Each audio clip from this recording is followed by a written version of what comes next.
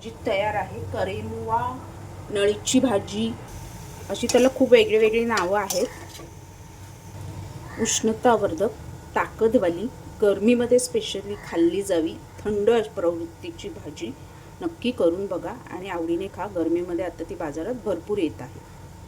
नळीची किंवा करेमुवा दोन नावं मला माहीत आहे. नळीची भाजी, करेमुवा, नळीची म्हणजे आपल्याकडे कोकणात नळीची भाजी बोलतात.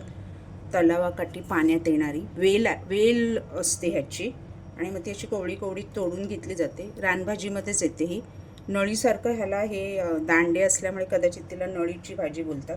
खूप ताकद देणारी, भरपूर हेल्दी, बिनखताची आणि ही उष्णतावर्धक म्हणजे गरमीमध्ये चालणारी, गरमीमध्येच बाजारात येते. त्याचं कोवळे देठ घ्यायचे आहेत आपण. मी बाकीची बारीक चिरून घेतली आहे स्वच्छ धुवून. हे फक्त तुम्हाला दाखवण्यासाठी मी हे केले, ठेवली आहे. काही 2-3 हे दांडे ते मी स्वच्छ करून चिरून घेते पहिले. आणि सिंपल होते ही भाजी. ठेचलेला लसूण आणि हिरवी मिरची, मीठ, बस. तेलामध्ये राई जिरं. MP, मध्य प्रदेश, UPमध्ये वगैरे ही जास्त मिळते आणि जास्त बनवली जाते. आपल्याकडे कोकणात तेवढं मला माहीत नाही, पण ही भाजी चवीला अप्रतिम आणि औषधी आणि हेल्दी भाजी आहे, ताकदवाली. तर तेलामध्ये ह्याच्यामध्ये तुम्ही मुगाची डाळ, तूर डाळ, चणा डाळ वगैरे घालून पण बनवू शकता. आपण इतर काही पालेभाज्या, रानभाज्या बनवतो तशी. मी सिंपल साधी बनवते. जिरं, लसूण मात्र भरपूर घाला. पालेभाजीचाच सारखं बनवायची आहे, स्वाद चांगला येतो. ओले खोबरेही घालू शकता, मी थोडं अवॉइड करते. हिरव्या मिरच्या 2 घेतल्या, थोड्या मोठ्या हिरव्या तिखटवाल्या. तर तुम्ही आवडीनुसार तिखट जास्त हवं तर जास्त घेतल्या तरी चालते.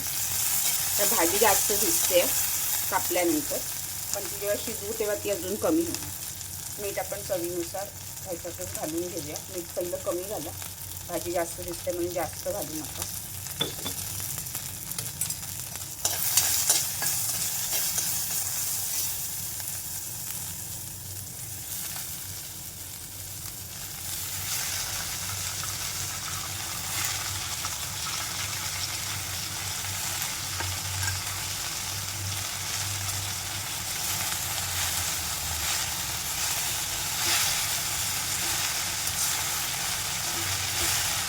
छान परतवून घ्या